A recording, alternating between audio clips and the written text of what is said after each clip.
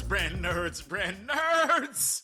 Oh, we are rolling into summer.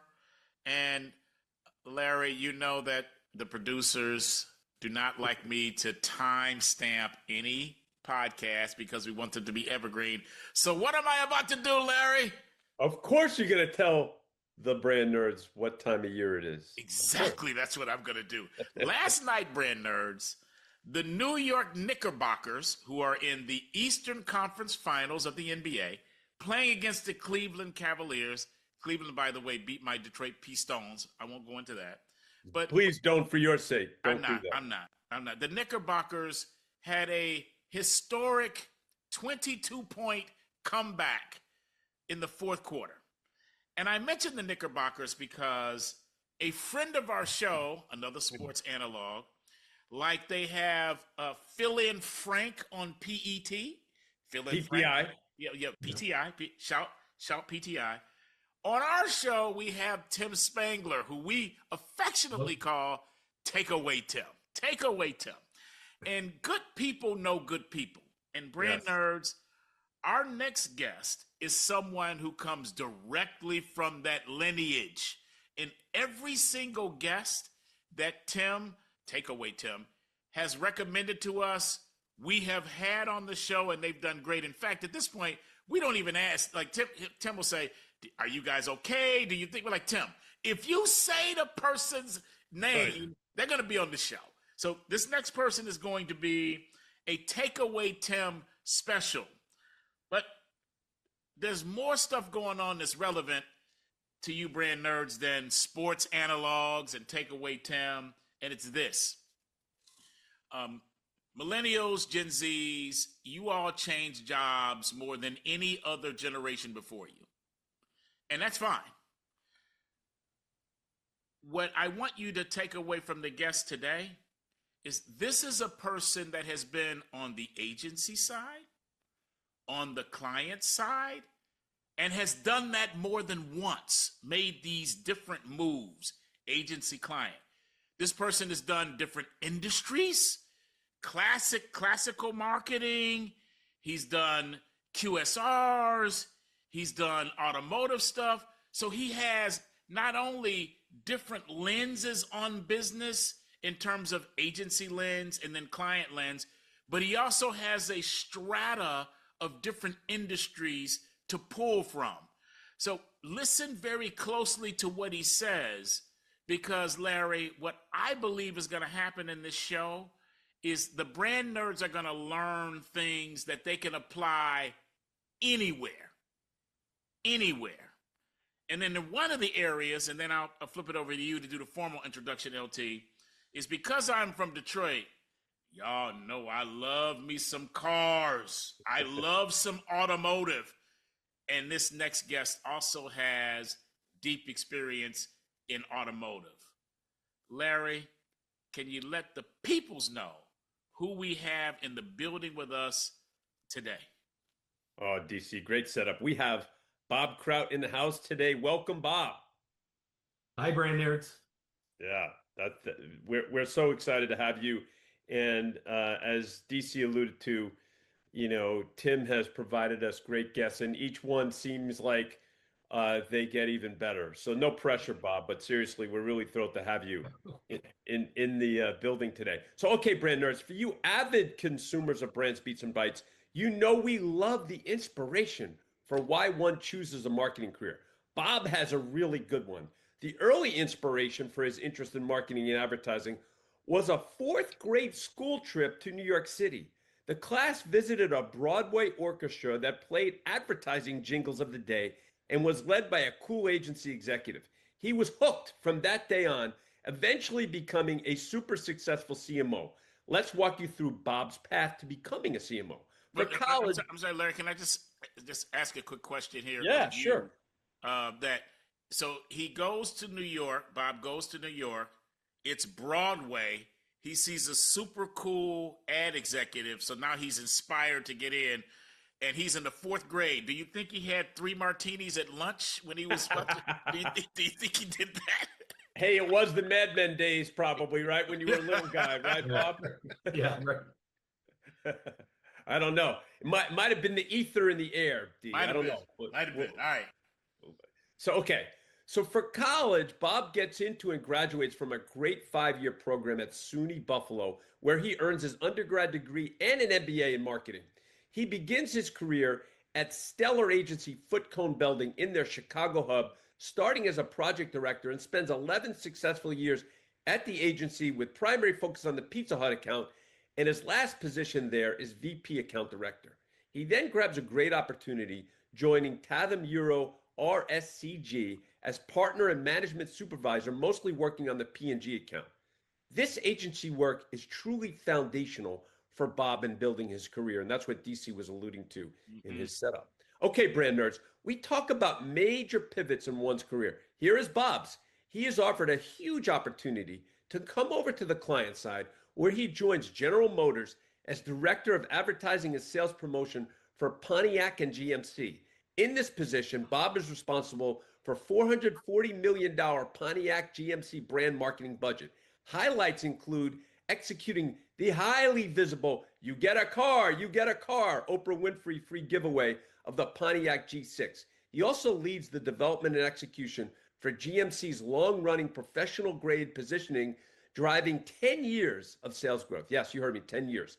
He also wins Alpha Awards in 2 consecutive years and the Chairman's Award.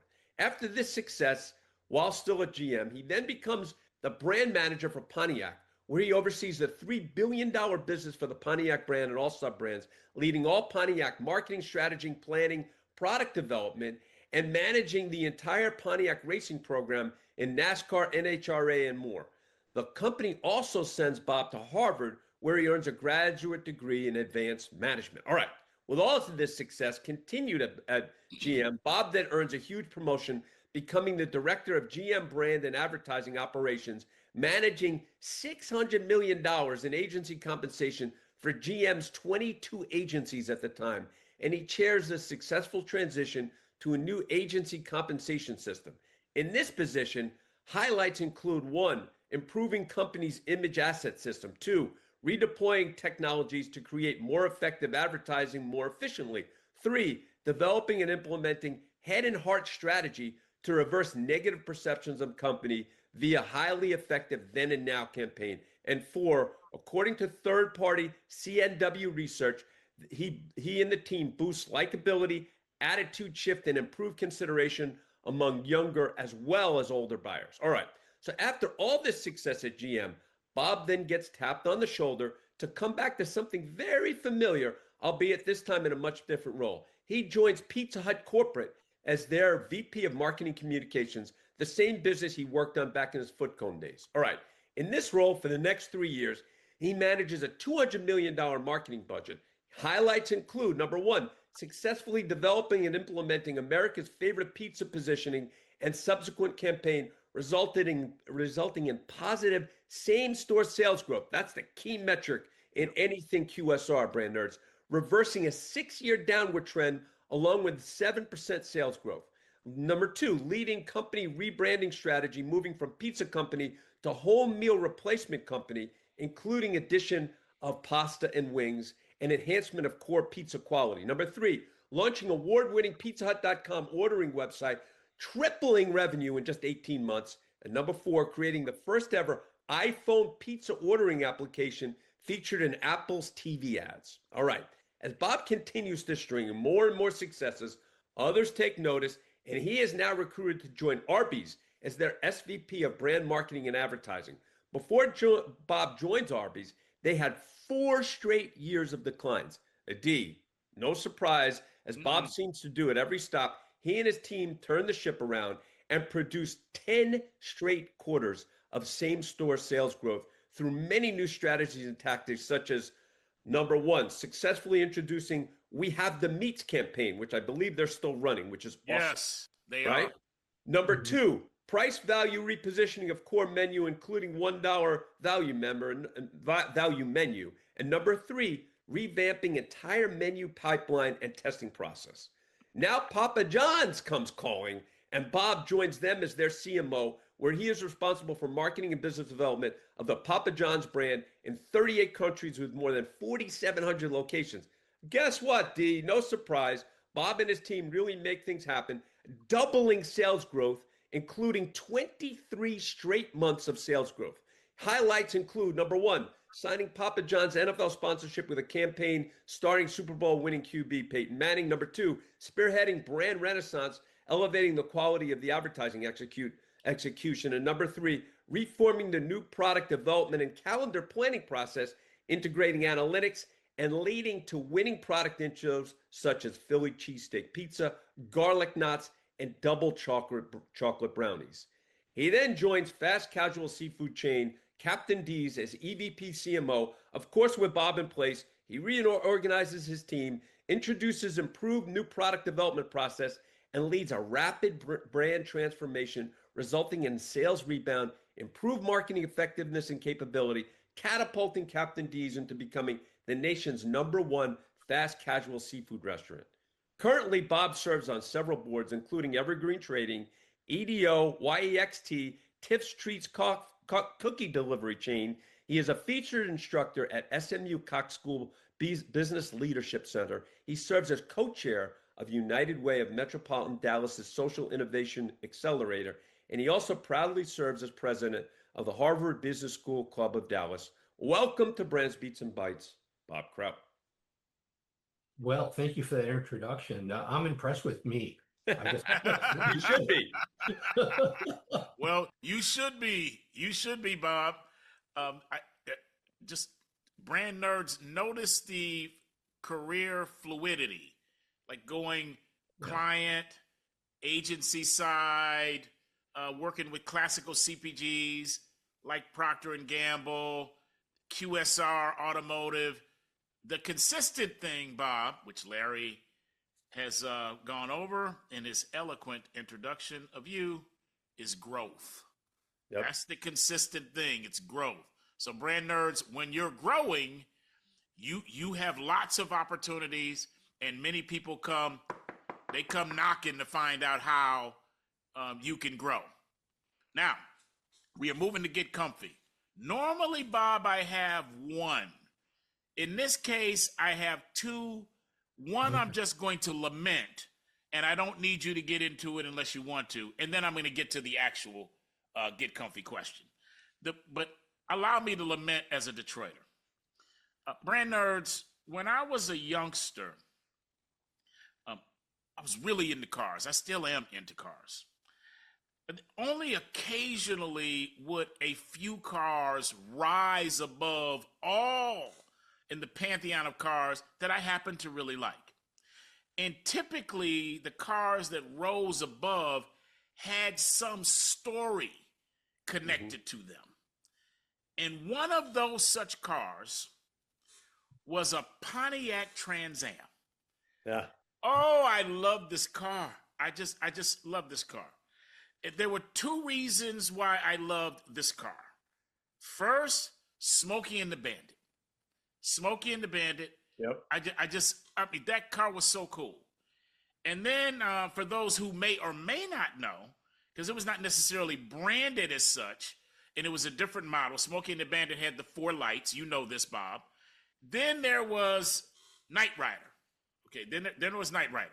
So those shows and that car, I was just madly in love with the Pontiac Trans Am. And then I don't know. As many other folks were too. As many other folks were, yeah. Some number of years ago, I'm reading some GM, because it's owned by GM, some GM announcement that and I want to get the King's English right here, Bob. This is the King's English, the Queen's English, so that everybody understands exactly what I interpreted from this GM announcement. And what it said was, ain't gonna be no more Pontiac. Okay, all right, okay, all right. I was so upset. Yeah.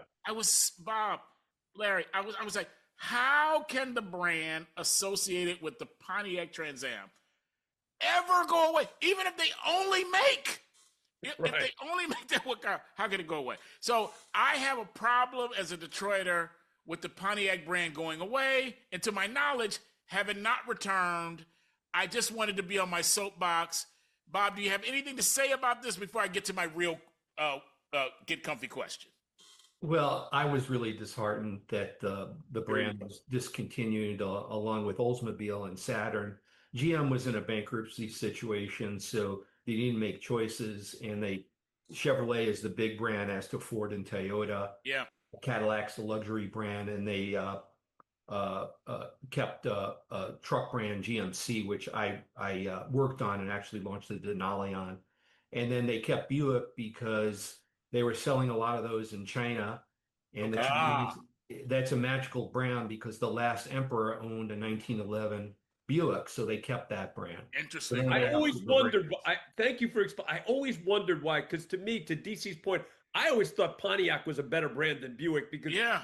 Buick is a caught out there brand. Yeah, It was Buick is always a sort of near luxury brand, and yeah, Pontiac was the sporty, exciting brand. Yeah. I have Yeah. a yeah. story on Knight Rider for UTC. So Mhm. you do you know how Pontiac Trans Am happened to be in that No. series? Mm-mm. Well, we had a car carrier, and 9 Trans Ams fell off of it, Oh, and they were doing this television series, and we told them because you can't sell them, you can't fix them, and we gave them the cars, and that's how we got into it. Are you wow, serious? Yeah. Wow. I had that's no a idea. great story.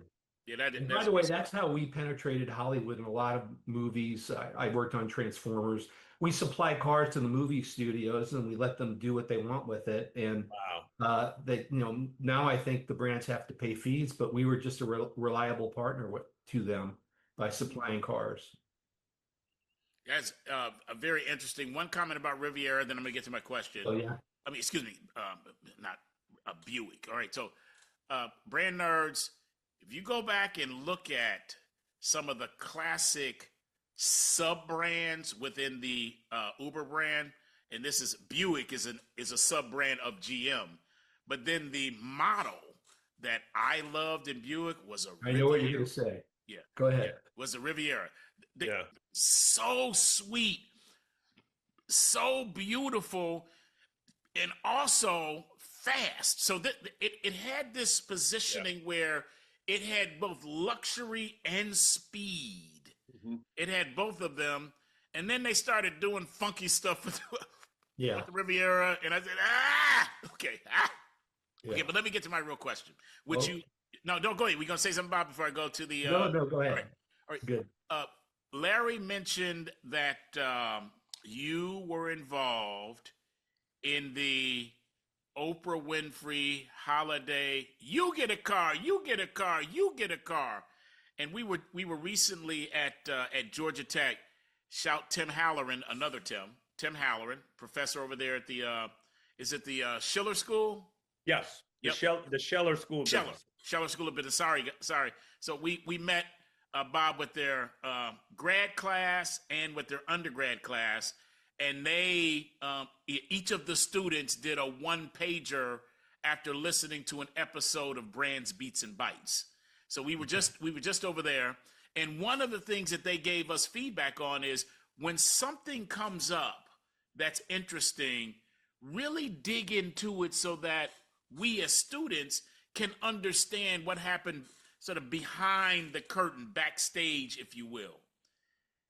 Help the brand nerds understand, Bob, how this thing came about with Oprah going, you get a car, you get a car, Yeah. which people have used now since then in all kind of jokes. You get a ring, you get a ring, you get a pool, it's like you get a fill in the blank. How did that deal come to be? Well, it's interesting. We were launching a replacement car for the well-known and beloved Pontiac Grand Am, but we were trying to go to an alphanumeric naming system Mhm. to kind of imply more serious intent of the cars. Okay.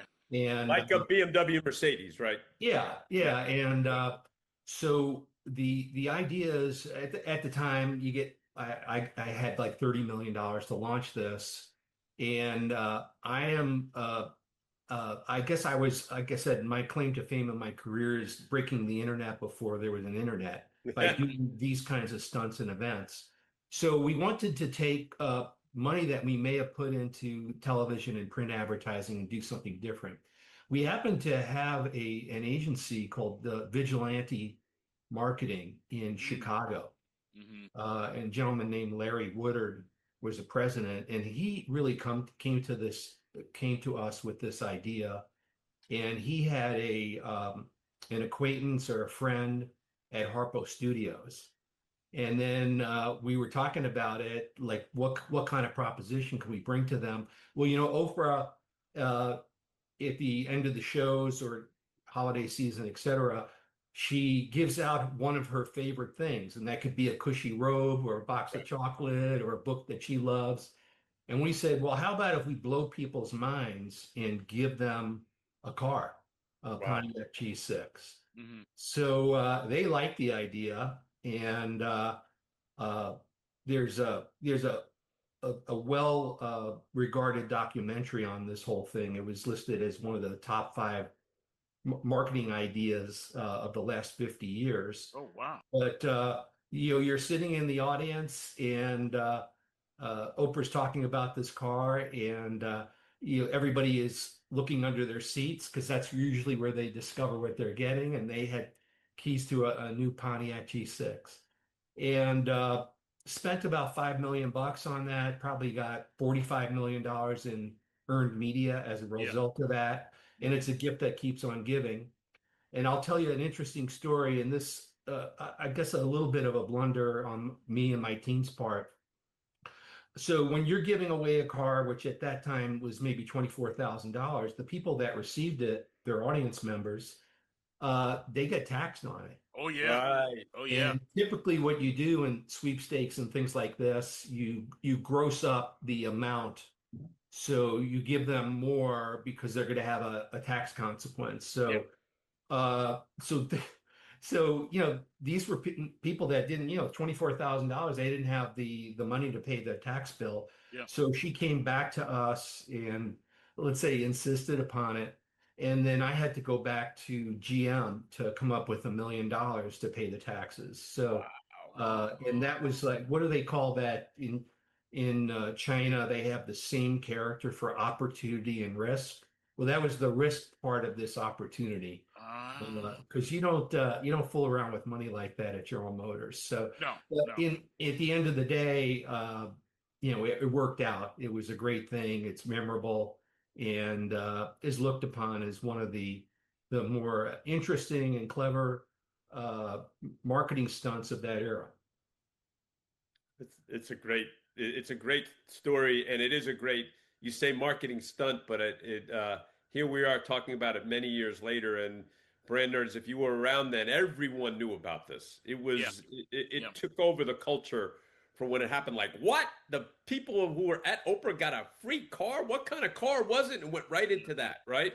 And Larry, there was no bigger star at the time. So that's right. Yeah, that's exactly right. That's exactly right. Did you get any spin out from that too, with people who received the car and loved the car? Were you able to even Yeah, when we got lots of letters of appreciation, and people. Oh, that's awesome. But immediately it gave us like instant brand recognition overnight. Totally. Oh, yeah. All the morning shows, like across the country, like 150 of them, they were covering this. And like I said, there are shows and documentaries about advertising, which includes this. So anyway, sometimes success is preparedness meets luck, and I think that's what happened here. What a great story. Larry, you have anything more? I want to ask Bob a question. Nope. Then we can push on to the next section. Did you happen to find yourself in the audience when this was going down? Yeah, of course, I was there. Okay, so you were there. Okay, so what was it like sitting in the audience when they figured out everybody in this building is getting a car? It was absolute pandemonium mixed with elation.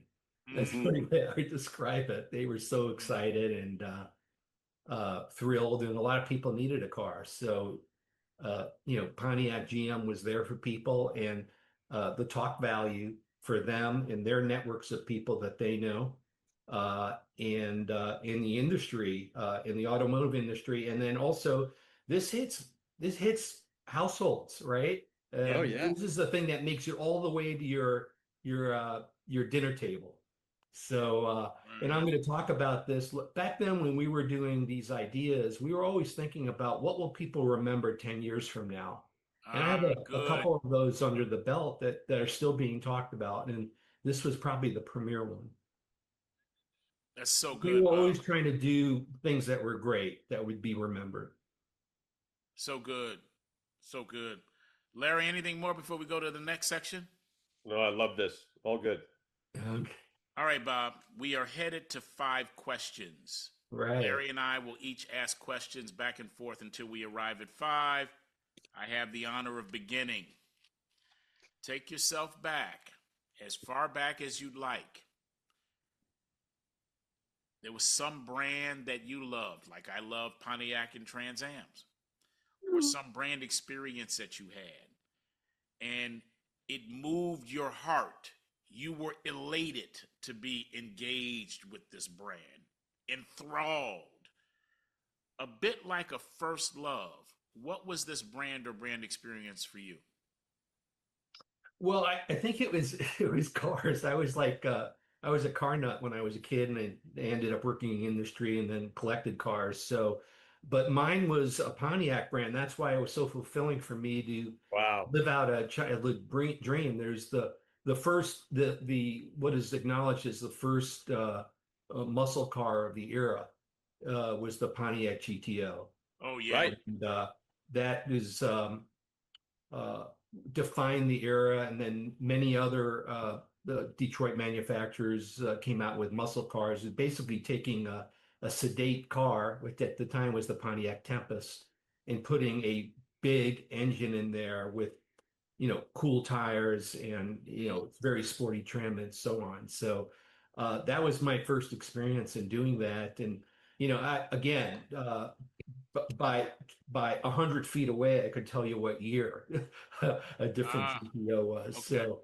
I like doing that, but I also would like to tell you, I guess at the appropriate time, like what my first assignment was when I joined the agency, because that was a memorable brand that I follow today. So yeah, GTO. All GTO. right. And to complete the story Yeah. too, I have a lot of things that reoccur.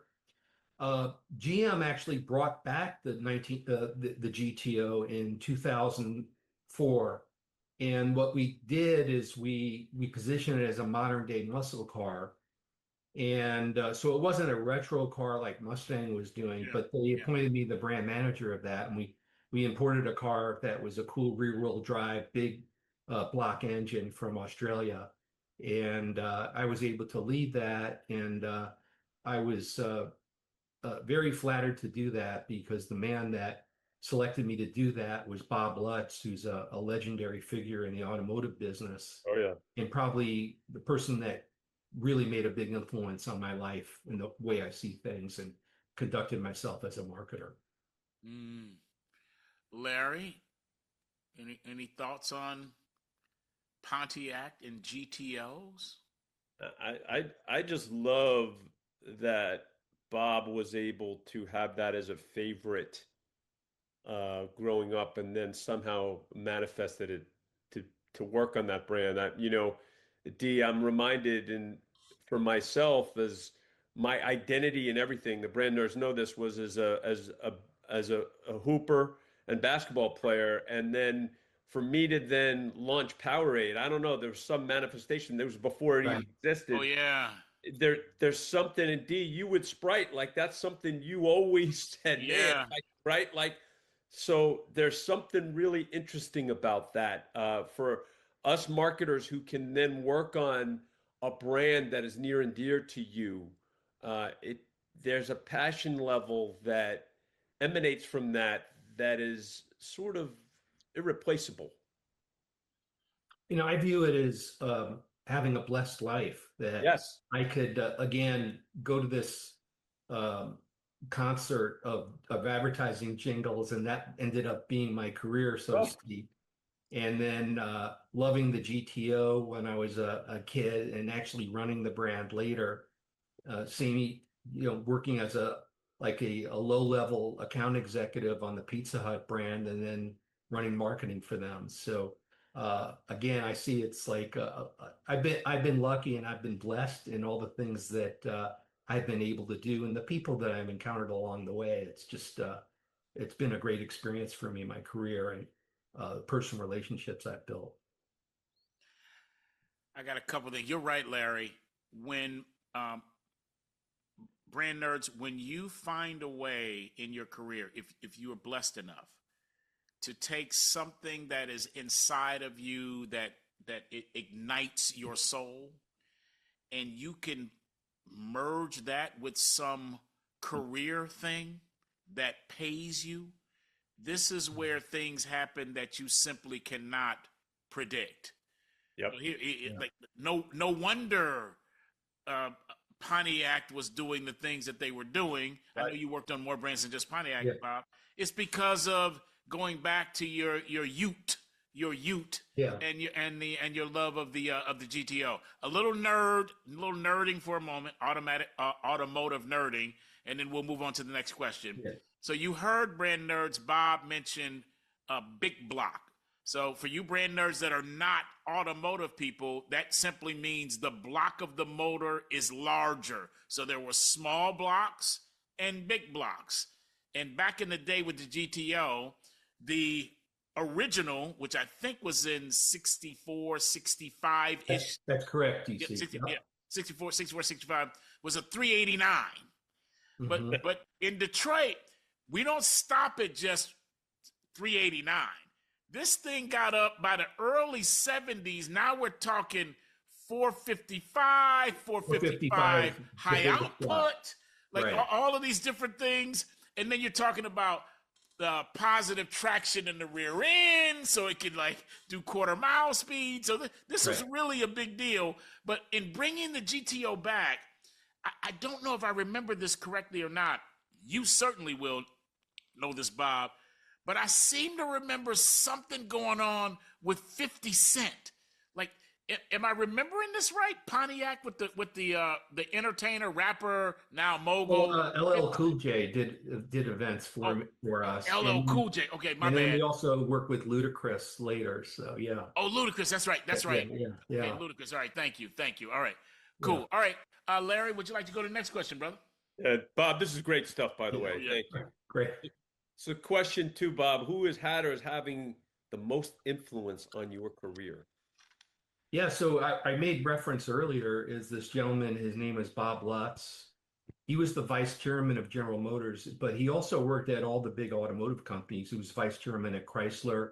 He had a very senior position at Ford, and then he was head of marketing at BMW. And I think he's just a Renaissance man, because he acts very princely and courtly. He's the good king, the way I would say it.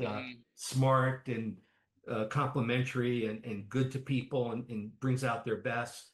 But the same time, incredible instincts, guided by information and data to make decisions. So, talking about what we like as being marketers is the convergence of the right and left side of your brains, right? The emotional and rational. And like I found a guy that I worked for that had this thing was concentrated big time. He wrote a book that I loved called Guts. And I guess brand nerds, what I want to share with you is that I think what has happened is that today, since a lot of the advertising is run by algorithms and so on, you don't have the opportunity to use your judgment and the your understanding of what you have of the consumer, the marketplace, what you know about the internet, and kind of put it into your Cuisinart of a brain and crystallize all that thinking and leap from it and invent from it. And sometimes to make decisions like that, it takes guts. And that's what he personified. He embodied this thought of leader, get out of the way. And I also love this motto, which is oftentimes wrong, but never in doubt. Yeah.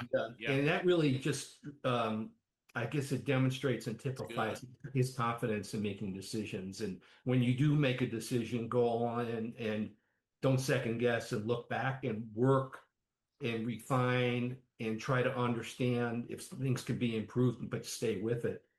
And the other thing the lasting impression made of me is that he said, to be a great marketer and a great business executive, you have to be a little bit of a split personality, Mm. and be guided by information and data.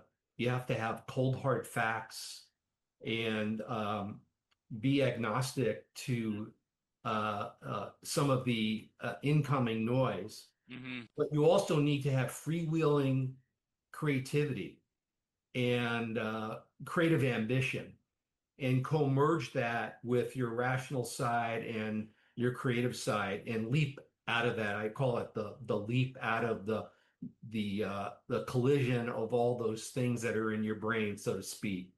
So that's what I loved about Bob. He taught me about this, having this culture of a split personality, which defines what is a Renaissance man, and it really comes from actually a historical figure that I really admired, which was Leonardo da Vinci, because he was a scientist and an engineer, and of course, a spectacular artist. He was the original um, advertising person. So let's see, Mm. all the things that he invented and leaped out of his mind based on what he observed in nature and the human condition. Mm. So anyway, and I think Bob is alive and well, and jet setting around the world today. But he made a big impression on me. Ooh, I love this, D. You have any thoughts? Just a question.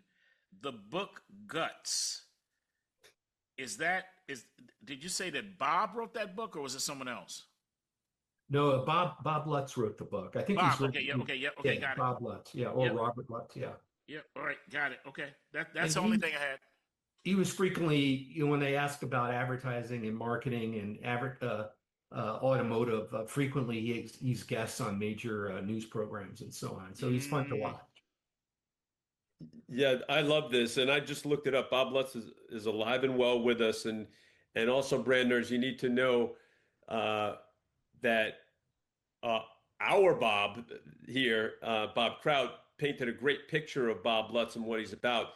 And famously or infamously, Bob Lutz and Lee Iacocca were Mhm. working together at Chrysler, and they butted heads big time. And Iacocca admitted years after, that he should have anointed Bob Lutz to be his successor. So this is a person who truly was an incredibly special executive who, again, like our Bob Kraut, generated fantastic results wherever he went. And we are so, Bob, we're so about results. And so DC and I admire people. It's not an accident when you're able to do like you've done in many different places to generate results. And ultimately, you can have the greatest marketing that looks good, but it's all about results. It's got to generate results in sales, and so Bob Lutz is somebody to really hold up in great regard in that way. Do you want to take the next question? I Oh, do. and just one Oh, yes. punctuation point to that. What I Sure. always like to say is you don't get paid for activity, you get paid for results. Oh, so now I got to do the John Wooden quote. We love John Wooden quotes on the show. And John Wooden, one of his best quotes is, "Don't mistake activity for achievement." Exactly. It's probably where it was derived from. Yeah. I this is not a quote, but it's along the same lines of both of your great quotes on activity, and it has to do with a rocking chair, and that is, you can do a lot of going back and forth, a lot of activity in a rocking chair, but you ain't moving. Okay, you ain't Exactly. moving anywhere. DC, that's a great metaphor. Yeah, Yeah. yeah. Yeah. That's what it's like. So Good we one. too pride ourselves, as Larry has already said, on results, not on activity. This is going to be an interesting one, Bob. This next question, because throughout your career, one word, as I mentioned earlier, has been resident, and that one word is growth. And you just put a fine point on the last question about the difference between activity and achievement. This question has to do not with any of your wins that led to your wonderful periods of growth. This question has to do with your loss, a big, danky mess up. We call it an F up, the biggest F up that you can conceive or recall from your career. And what's most important for the brand nerds, Bob, is that you help them understand what you learned from it. Now, you might go back to, you already mentioned it, you get a car, but you don't get taxes for it. That's a pretty big F up, but maybe you got some others. Well, I'll answer it with two examples. One, which I personally made a mistake and our sales suffered. So I degrowthed the company for a short period of time. I was a new CMO at Papa John's, and we were introducing a new media strategy that we were trying to pursue a greater frequency within programs of the spots. So it would up our noticing levels. And based on the research we did, the conversions to sales would be higher. In order to do that, and I didn't realize this to the extent that we did this, but you have to shave your media points. Okay. Now, what happens if you're all about same store sales growth, right? So we're always like any retail business, I think there's a bunch of brand nerds that are in that, but especially in the QSR, quick serve industry, you live by same store sales growth. And you have to lap the sales from the year before. Yeah. Otherwise, you're not growing, and it's bad. It's bad for the company, franchisees that you have to support and fuel their businesses as well. So what you need to do is you need to look at your week by week. You need to look at your year ago media weight. And accounting for inflation, you just don't spend the same amount. You have to get the same media weight or exceed that. And because we did the shaving, there were actually 2 weeks that we didn't, and our sales went down. So I guess the good news is advertising works. Because if you're not doing it, you're not selling. But our sales went down, and I definitely was called into the CEO's office, and it wasn't pretty. This was at Papa John's, and it was an owner founder, John Schnatter, and it was a difficult conversation, but I owned up to it. I was not paying attention, or maybe things were. Well, I shouldn't offer excuses. I just fucked up. So, okay. So that wasn't good. The other one I want to reference a situation. Hold on before you go to another one. What data or instinct did you use to make the decision to change the media mix and impressions, etc.? What did you see that made you think you weren't making an F up? You probably thought there was going to be growth or at least savings. Well, I think, like I said, I have to put this on me, but there was a team that was in place that I inherited and plus the agency, and they showed me a way, because when we do a media plan, what we do is we translate it to sales. Oh, okay. And they showed me a way where our sales were not affected.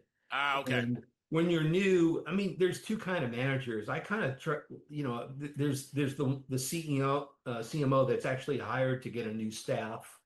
I've never really been that kind of a guy. And actually inherited a pretty good situation at Papa John. So I like to go in and assess, and I believe in trusting people's positive intentions. But at the same time, the learning, Larry, and DC, that I think you want me to get at is this idea that you have to check other people's work, no matter what position you're in. You have to look at the spreadsheets. You have to go into it because you're ultimately responsible for all that. And so you've got to do that, or I guess the phrase is trust and verify. Let me do that, but let me take a couple of days to work with this myself to see if it's all panning out. The method that they use to demonstrate that our sales would go up, it wasn't sound, and I didn't do that, and it was a mistake and definitely a learning moment for me. Got it. Thank you, Bob. I want to say this really quick before you get to your second example. But Larry, did you have anything on the first example? Yeah, I want to get this thread, D, so if it's okay. Yeah. How did you diagnose, Bob, that this was you see same store sales going down? There's a lot of variables that go into that. How did you hone in on that? This was a big part of it. Well, you look at historical data when you have media shifts and you can see the dynamic and you Okay, have an elasticity model that you use. got it. What's interesting about, typically in the pizza market, you're gearing up to Friday night used to be something called pizza night. I don't think people do it as much anymore because lifestyles have changed so much. So you start your new campaign on a Thursday and you're Mm, getting ready for selling. And by Monday whether you're doing well or you're cooked. And that was the fun about that industry is that you do all this work and you can see the results and feel it right away. Whereas Right. automotive, you work on something for 2 or 3 years, and very, very long lead cycles. So that was sure. very appealing to me when I moved to Young Brands to work on pizza. That's interesting. Yeah. All right, so brand nerds, I want to share this with you. Sometimes we humans will make business complicated, but we believe on Brands Beats and Bites. We can simplify, it makes it better. And I want to introduce a model to some of you brand nerds that you may not be aware of. It's called PITA, PITA. Every business has to be aware of PITA. And I'm going to link it to Bob's point. The P is the population. So the addressable market that you're going after. The I is incident. So what percentage of this population can you capture? The T is transaction. So how many transactions will you get? This is the frequency. This is what Bob was talking about from a media perspective, frequency. And then the A is the amount. So the amount per transaction. Whatever a business is, whether it's in automotive, it can be in QSR, it can even be apps like the App Store. It's all about PITA. So when you are walking into a business, understand what the priority is, like the heartbeat of that business. Bob already mentioned same store sales. So same store sales are impacted by what percent of the population was Bob and his comrades getting, how many transactions, so frequency of consumption, and then do they have the same check size or do they have a smaller check size? That would be amount. So just Adding remember, adding a brownie to the equation. adding a double brownie. Yeah. Yeah. Adding a double brownie. So brand nerds, keep that in mind because it can help strip away all the other stuff so you can understand what the priority either is or what it should be to grow the business. Okay, Bob, next example. Okay, and I'll be brief. It's another pizza example, but it's at Pizza Hut. And what was interesting is that we look at trends, and we found one that, first of all, the general aging of the population in the United States. And as you get older, you do consume less pizza. It's because you don't tolerate it as well, but you don't have children in the household, right? Okay. Which was so we were a little bit concerned. We're selling this pizza. It's highly competitive, right? And at times it was profitless. And then we're going, well, the population's going to get older. We're going to have a diminishing base. We'll make less money. There was a business book out at the time called Blue Ocean Strategy. I don't know. Yeah. I remember it. Oh yeah. So the blue ocean means that consider recontextualizing your brand to be in uncontested waters where there aren't sharks and competitors competing for the same resources. So swim in the blue ocean where you basically develop a competitive moat around your brand that nobody else can duplicate. And you're swimming away from the red ocean. The red ocean is a competitive, price-driven market where you get bloodied up. You get your nose punched and you get your cut because competitors are trying to outdo themselves and lower their prices. There's And blood you in the end up water. getting in a profitless business, and then the water is a bloody red water. Okay. So what the team did was say, okay, we're a pizza business. We want to be this whole meal replacement business. But pizza is one of the actually it's the most popular food in the world. But there are other favorites that go with pizza that are complementary called wings and also pasta for a time. So we were going to go from a pizza only brand to we'll give you some of your family favorites, pizza, pasta, wings. And that strategy was hard to duplicate for our competitors, Domino's and Papa John's, who were a little bit more focused on pizza.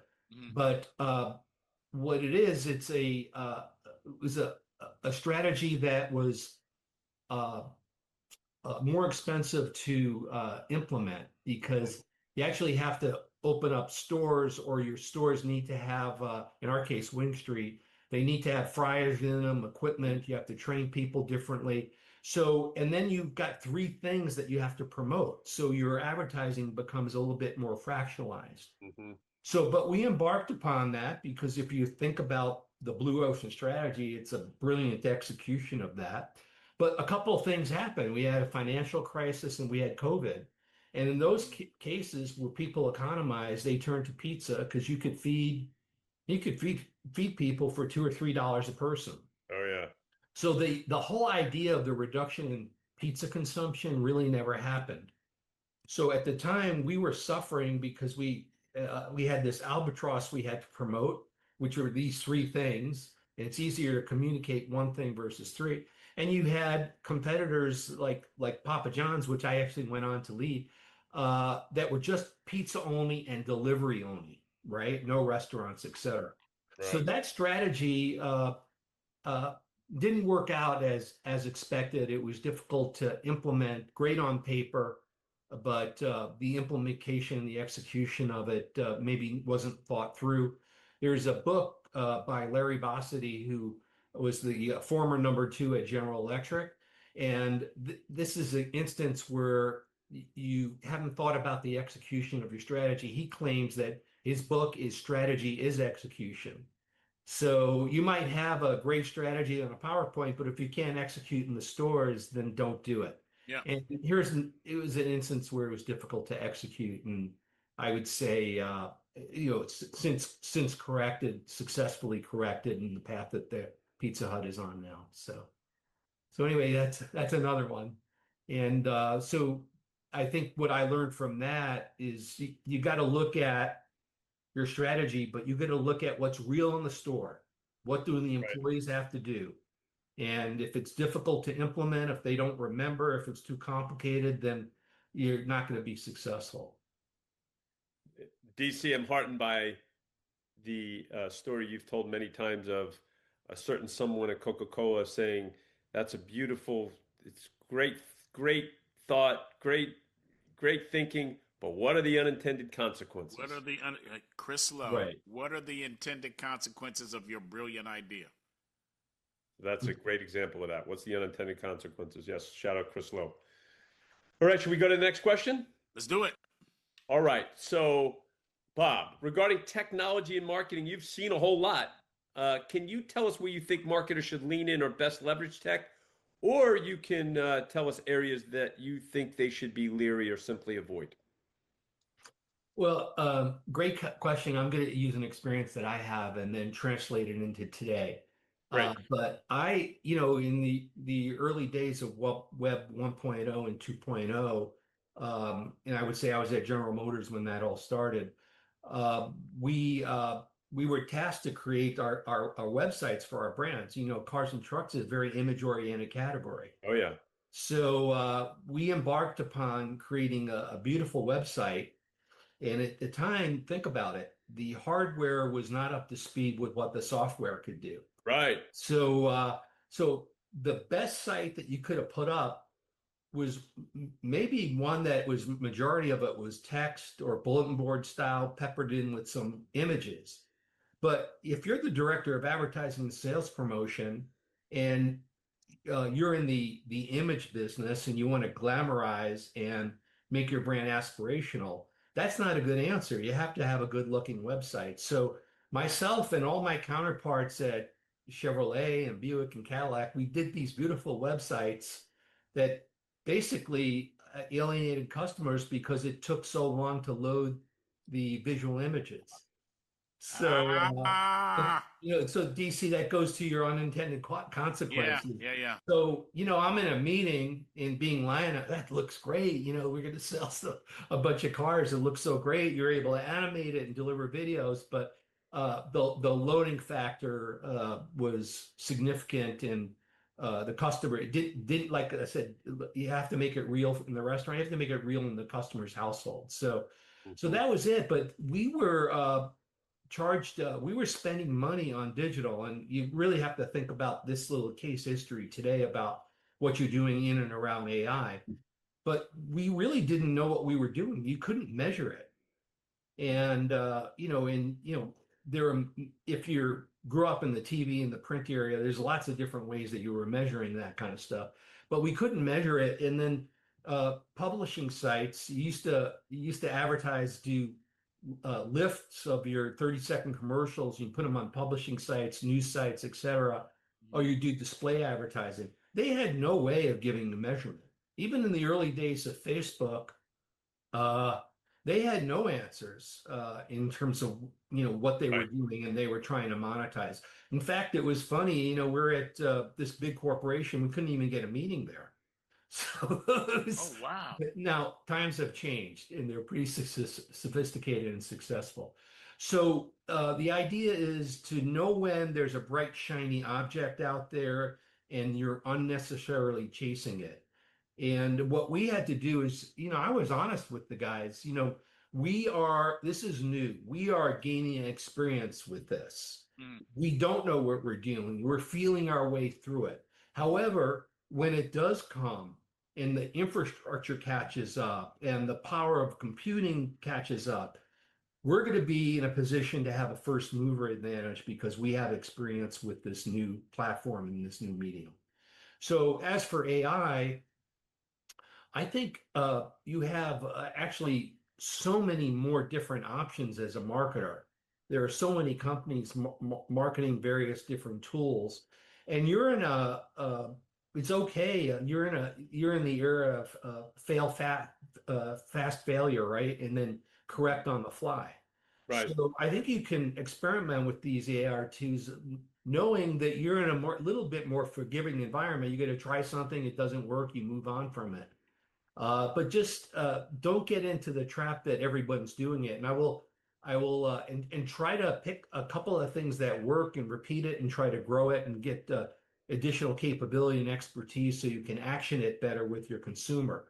But I'll tell you, I'll just give you my personal experience where everybody's doing it on AI, and I don't think it works very well, is customer service, which is now being served by chat boxes, Yes. and they basically prevent you from getting the answer, and they alienate customers because they only are loaded with a certain number of responses, and if you have a specific request that's case by case, they can't answer it, but then they spend so much time do looping the logic and the decision rules that they've been giving. And what I like to do is immediately try to get off of that and get to a live chat. And they prevent you from getting to the live chat. And it's maddening. And then sometimes when they're presenting you or say, okay, I give up, Bob, you said agent live chat 100 times, I'm going to give up and get you to one. They put you on hold. And what you get in some instances, I just had a real recent experience because I just moved into a new home, and you can imagine what I had hooked up. And so I'm on the live chat, and it says, we'll be with you in 4 minutes. Well, 4 minutes go by, and then they tell me it's 6 minutes to get to the live chat. So mm, in this particular company, I actually had an into the office of the president, and I got my problem solved. But if you have to create a whole other apparatus in your company to cover from the fallout and the alienation, the poor customer experience that you get by using automated and AI tools, mhm. that's a problem, in my opinion. So just be watchful of that. And if you're going to implement a tool that touches the customer, pressure test that on yourself because you might be alienating the customer. And some companies, in my opinion, I'm thinking, well, they know it's not a great experience, but they save so much money by not having live people to Yeah. solve your problems. Yeah. And basically, if the status quo is people in a new generation of buyers and shoppers are conditioned by poor customer service through AI chats, then maybe that's what they think that's the state of the art, and that's what you get. So just be watchful of that. That would be my point of view. And of the last 10 years, there's been so much written and so much accomplished with customer experience. I just hope that AI can be used very purposefully to enhance that and to turn a problem into make you a brand lover after having that touch point with the AI tool. Bob said a whole lot, D. So I'm seeing two main things that Bob said. One is, what brand nerds, if you're in a situation where you have a bright shiny new technology, and by the way, it always happens. AI is right now in 2026. It's going to be something else in 2027 and 2028. So what Bob is saying is jump in, learn, don't watch from the sidelines, even if you're spending money that you haven't figured it out. That's one thing. Love that. The second thing is completely different, and that's something that we've talked a lot about, Bob, on the show, and the first one too. But if you're interfacing with the customer, B2B customer, B2C consumer, and you haven't pressure tested that, you don't know what that's like. Oh, this is trouble with a capital T. And we talk about this a lot, Bob. We have something called the brand activation wheel. And what we do with our clients is that's every touch point that a brand has with the customer or consumer. And it's just like with when you're working out with weights. You're either building muscle or you're not. And every touch point should be something that enhances the connection that you have with the brand rather than detracts. And so you can have 10 wonderful positive things, but then you have this AI chatbot that's your customer service, and you're yelling, agent, agent, and then you still don't get the agent, and then that strips away all those 10 positive interactions and makes it really negative. And so you're saving money because the CFO says you need to save money, but in reality, you're losing a whole lot of money, and that's hard to track as it relates to the negative brand situation that you have with customers or consumers. So that's my take on your wonderful. No, that's a great summation. And I'll just add very briefly, that's what you call in marketing is the moment of truth. Right. And you're gonna augment and amplify the customer's love for your brand, or you're gonna lose them. So, again, I was all big on moment of truth marketing, and especially if there was a problem with the customer, giving them a reward and a solution almost on the spot is I found has been valuable because people are completely disarmed, and all the negative energy that you generated goes away pretty quickly. So that's right. Oh, whenever we get into AI and tech, I go back to harken back to what's human. What can we learn from what humans actually do rather than what we'd like humans to do? So as you were giving your example of 4 minutes, then 6 minutes, I thought about a recent example I had. I won't name the company, but I have an appointment with them. I'm not able to make it. So I'm calling in, and I know, and they have AI, and the lady says her name, and I'm like, oh, this is cool. So I say, hey, I'm calling about an appointment. We go through, do you want to reschedule? Yes, I do want to reschedule. Would you like to reschedule today? Or would you like to reschedule tomorrow? It's all going well. And I said, I'd like to reschedule tomorrow. Great. Would you like, and it gives these times. I'm like, this is fantastic. Here's the problem. I'm driving. So I say to this AI lady, give me a moment to check my calendar.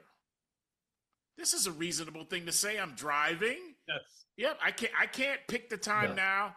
I then look at my calendar. I find the time. I come back and say, I would like, 3:30. It was 3 times. And this sucker took me all the way back to the beginning prompt. What is your name? What's your name? It wasn't ready for that human real world Right. thing to happen. And so what I find is that a lot that happens with AI today across industry is the use cases presume an engaged person. Mm-hmm. It doesn't presume a distracted person, whether driving or scrolling or who knows, Bob, when you were looking at the screen, maybe your cat does something and you look over there and then you look back, you think it's 4 minutes and now it says 6. I believe that in this example that you have given, it's a wonderful opportunity for those in tech to have use cases built upon distraction, Yes. not engagement. Great insight, DC. Thank you. Thank you. Should we hit the next question? Let's do it. Yeah. Bob, swing you away. may take you may take this question anywhere you'd like. What are you most proud of? Well, I think, thank you for sharing my career with your reviewers, but I think I couldn't have had a career like this and generate growth, as you say, it's all about, without having people that supported me and having a network. And I had great leaders that supported me. I was an adventurous marketer, so that could get you into trouble sometimes, but I was supported all the way. If I did something a little bit risky, people knew me, they knew my reputation, and they You supported mean me. like give away free cars on Oprah like that? Yeah, that and then the naming the Denali, and uh, at the time it was really questioned, and people thought it was a terrible name, and they asked me to come up with a new name, and I slow walked it, and we ended up with Denali. So, but anyway, Yeah. and that could have gotten into trouble. But so my greatest accomplishment is then when I got into positions of responsibility and influence, I took care of the people that were supporting me, and then also who helped me get there. So before people care about how much you know, they want you to show them how much you care. Yeah. And I always tried to do this. I was at a an event last night, and it was a new museum director for the Dallas Museum of Art, and he said that he wanted to upgrade the people and take care of his people. And he says there's a saying that if you take care of your people, they'll take care of you. Mm-hmm. And then he goes on to say, if you don't take care of your people, then they'll take care of you. Then they will take The care of way you. you want it, Yes, right? absolutely. So anyway, I think that's many of the folks that I hired that work for me, or even partnered with laterally, they've all gone to run big brands. I mean, it's a who's who right now of top 10 brands that, and I'm very proud that they've risen to those levels. And I'm hopeful that maybe there's one or two things that I left them with that gave them something they internalized to help them with their success. So, bringing people with you is probably my greatest accomplishment and something I'm most proud of. That's great. That's awesome. That's great, Bob. That's great, brother. Yeah. I don't have any more on that, Larry. Do you? That's a great mic drop on that. Nope, I do not. That's really cool. All right, we are now moving and grooving, Bob. We're going to the next segment. Okay. And the next segment is What's Poppin'? What's poppin', D? What's poppin', Bob? Poppin'? So, Bob, this is our chance to shout out, shout down, or simply have something happening in and around marketing today we think's good fodder for discussion, and you have a juicy one. Hit us with it. Well, I'm going to be controversial, and I hope I don't insult anybody. Don't But worry about that. I think the state of advertising is a vast wasteland. That was used many years ago to describe the state of television, because there's a lot of mindless television programming going on. And I think the way we market today and the platforms that we use actually train people to hate advertising.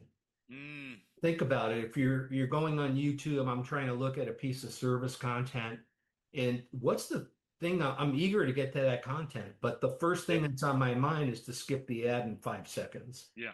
And how have marketers and advertisers responded?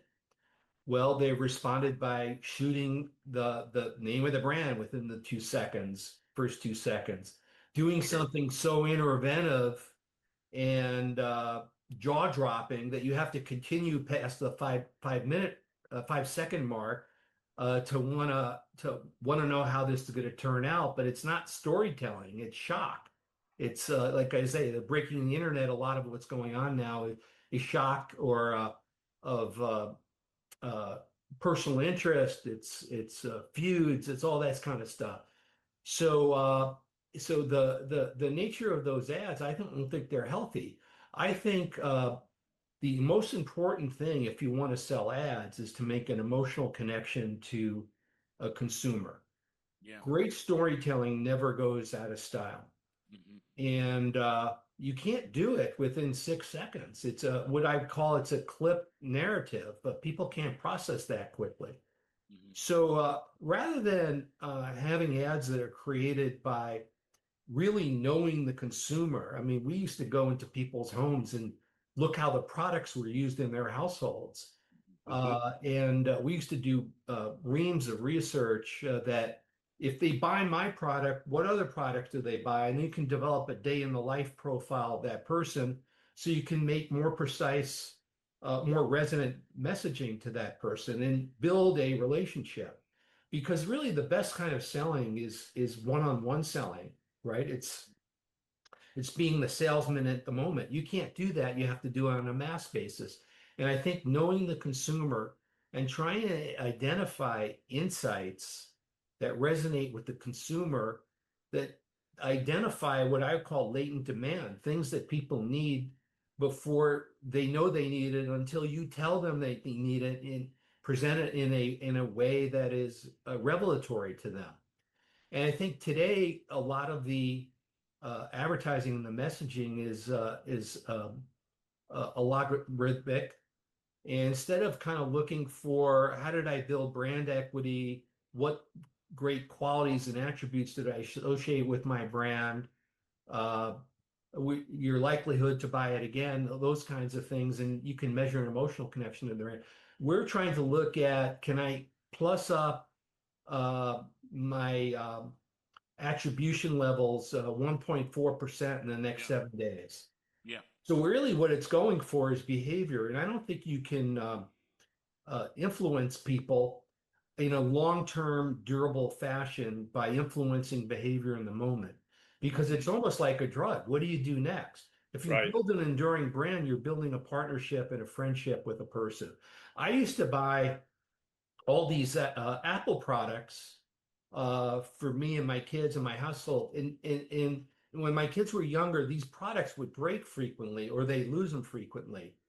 But you know what? I love the brand so much that I happily rebought them. I paid Oh the yeah. price Yeah. because they just made an amazing product. And anyway, that is to me is the high level that people should be shooting for. And I think advertising needs to be a little bit more less transactional and more partnering with the consumer. But importantly, emotional bonds can't be broken. They weather your awful experience that you had with the AI chat. They Yeah. weather that because you like the brand and you forgive them. Preach, Bob. So Preach. Yeah. anyway, that's my big deal right now is and here's the thing, I'm a complete student of the advertising. It started in fourth grade. Right. So it's my hobby. And I can't really tell you many brands that I remember Right. uh, or advertising that I remember. Now, we have this thing called the Super Bowl, but that's Yes. where the big brands bring out their powerhouse talent and they put time and attention to it. And they put the best people in, the CMO, the presidents of the companies are involved. You know, it's whatever, I forgot what it was $6 to $10 million to run advertising. The agency people put their best people on it. Yeah. And you look at this past Super Bowl, there's a lot of great advertising that Yep. does exactly what I'm teaching or trying to promote and to preach about now. But why does it have to happen once a year? It used to be that that happened all year, that great ads that were memorable happened all the time. Like I said, we were in the business of saying our high water mark is are people going to remember this 10 years from now? What are we going to be remembered for? Mm. And right now, I don't know if you have that kind of mindset or people are trained to do that and think that. When we did the first iPhone app for pizza ordering, which was pretty cool, my brief to the agency, make this app so compelling that Apple's going to want to put it in there. There's an app for that advertising. And that's what happened. They fulfilled the Yeah. brief. They got Nice. that accomplished, but I don't know if there's a lot of thinking like that today. And I'm just I think very classically about marketing. I do believe you should be guided by data. I love the tools that could that are for that are math based that you can apply marketing science to. But at the end of the day, you got to influence people by building a relationship and telling a compelling story. It never goes out of style. Bob, we violently agree with Oh, you. that is a salute. Yes. D, Salute. you Oh, have thoughts? well, I do have a few thoughts. Going back, Bob, to your comment of remember, are you doing something that people remember 10 years from now? Mm-hmm. Here is the fundamental issue. You use Super Bowl, talked about how this is when our industry brings their A game on the client side and the agency side. Why is that? And I believe the reason why the Super Bowl is this sterling example of the best that we got is because during the Super Bowl, clients and agencies are striving to bring something that's accretive to the experience. We don't view ourselves as separate from the game. We view ourselves during the Super Bowl as a part of the entertainment spectacle that is the Super Bowl. So if there's going to be a mid fourth quarter game that's tied and people are riveted to their seats and they've been riveted to their seats for a couple of quarters and they want to go to the bathroom, we as marketers say to ourselves, we got to be so good that you will pee your pants to stay in front of the screen to watch these ads so that you will not move and then the game comes back on. So it's accretive. What happens when we're not in the Super Bowl, to your point, Bob, is we view ourselves as an interruption. Right. We're interrupting. Disturbance. Yeah. We are disturbing. I like that word better. We are disturbing your regularly scheduled program. And, I'm sorry. I don't want to hold you long. I got 30 seconds, but maybe I only got 6 before you hit skip. And it lacks confidence. Mm-hmm. It lacks confidence. And when you approach someone, just again, back to human, you see someone that you're attracted to. They're across the room. 2 different approaches. One, a person comes over and says, excuse me, I don't want to bother you. You seem like you're really, really busy. There's a lot of stuff going on here. Can I get a couple of seconds of your time? No, get out. Okay. Okay. If you juxtapose that to the person that's holding court across the room in the restaurant, people are like laughing with this person and people coming over like hugging this person. And then that person looks over the room at someone else and goes, hey, come on over. That's a whole different thing. They're not going, oh, I'm sorry, I saw you were busy. And they're just saying, if you want some of this energy, come on over and join it. And if you don't, stay over there by yourself in your boring corner. This is the difference, I believe. So that's what's up for me. Love the subject. Larry? Yeah, no, that's awesome. I'll just add quickly, Bob separated it great with Super Bowl and everything else. Mm-hmm. I was involved with a research study a while ago already that the ads are actually one of the biggest drivers of viewership for the Super Bowl, meaning people want to watch them. And Yes.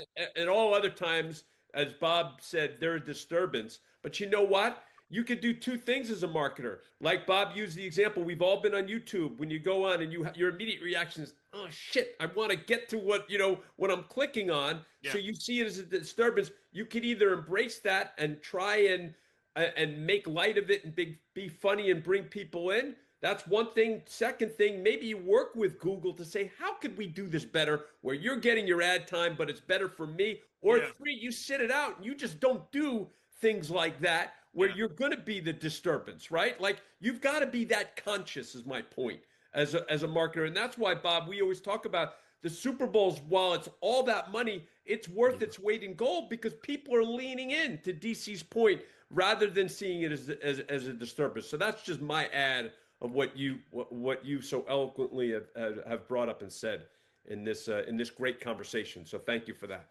Great observations. I think and I like DC's ideas that you're part of the celebration. Yes. Yeah. But I guess my advice again for people is whatever you're doing, have a mindset of creative ambition.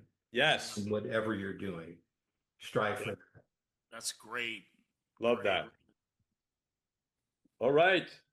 We are at the close, Bob. You know, again, when we have wonderful guests like you, it feels like we've been talking for 5 minutes and we've been talking a whole lot longer than that.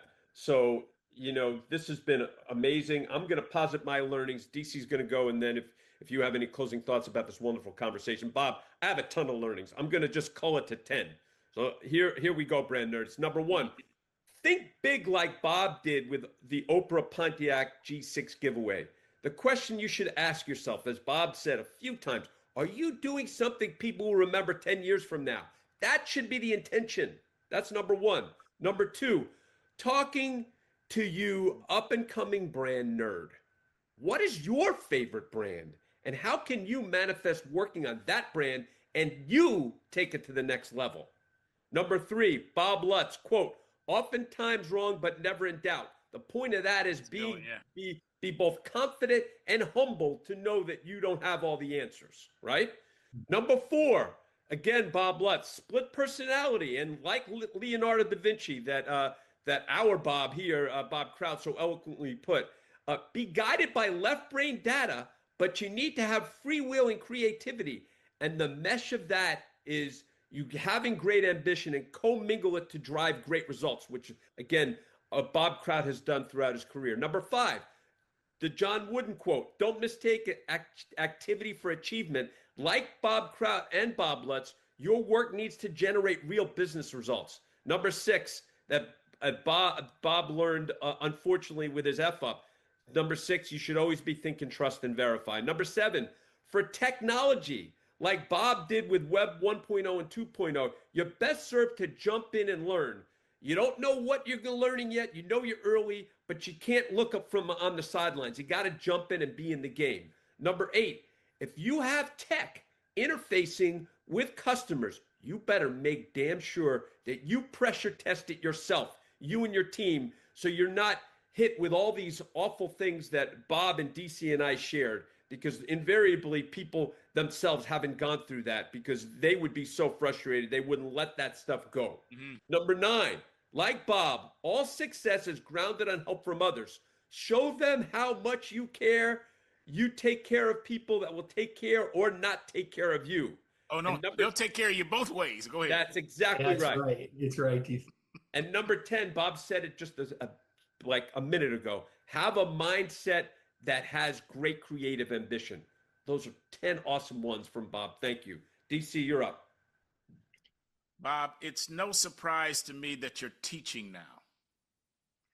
Yeah. Because this podcast has been one where you have been teaching the brand nerds and you have been teaching Larry and I. Yep. You are an exceptional teacher.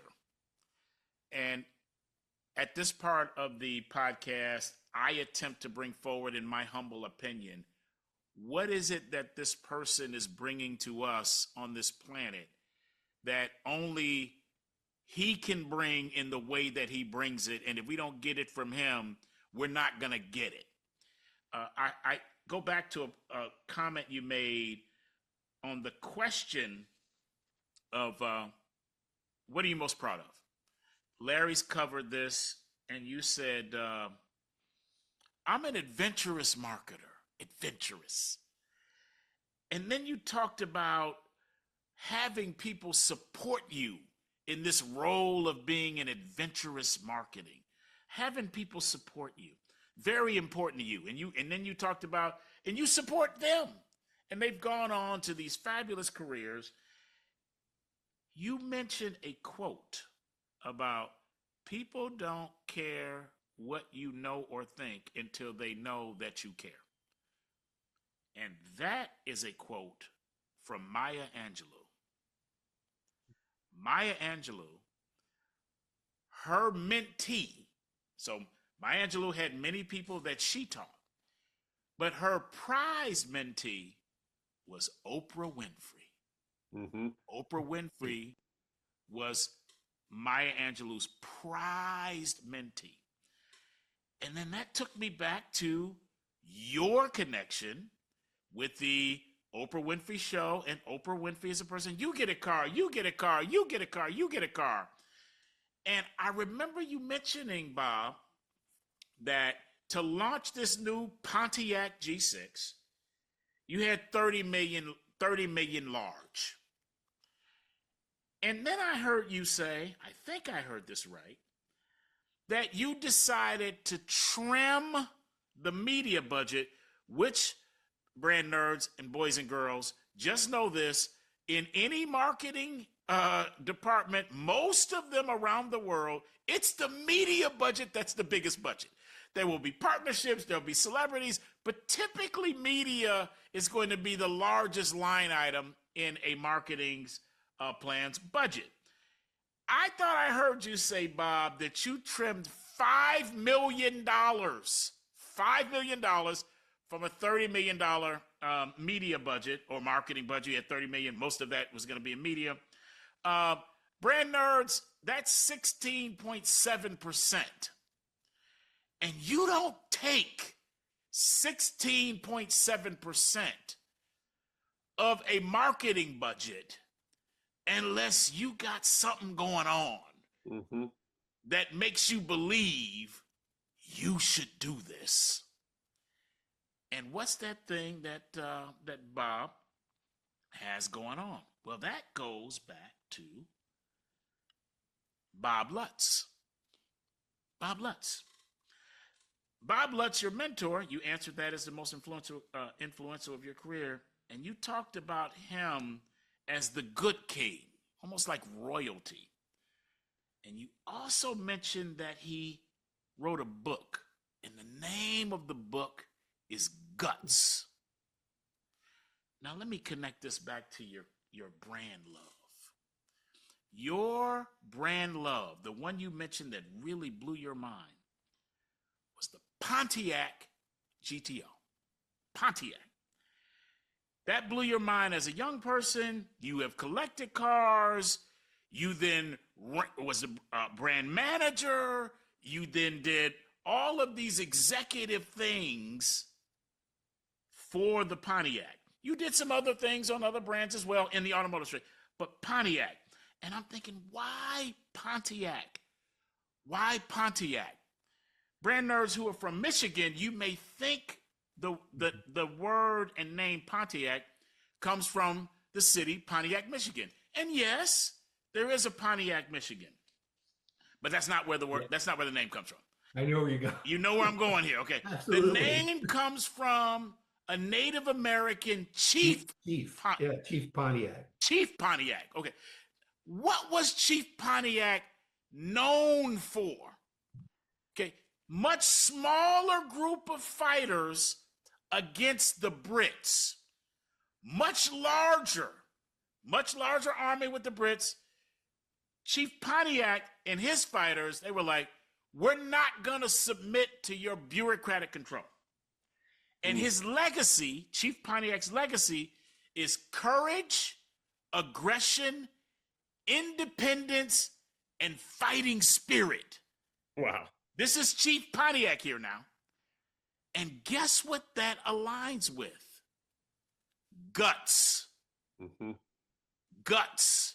Bob Lutz, in his book Guts, what he talks about there is bold products come from bold decisions.